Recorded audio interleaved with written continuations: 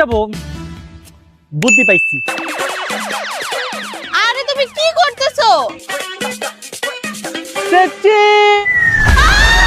Group selfie তোলার সময় আপনারও কি এমন অবস্থা হয়? আই লাভ ইউ জান। I love you too. আচ্ছা শোনো না, তোমাকে তো এখনো দেখাই হলো না, তোমার একটা ছবি দাও না। আচ্ছা দাঁড়াও, এক্ষুনি দিচ্ছি।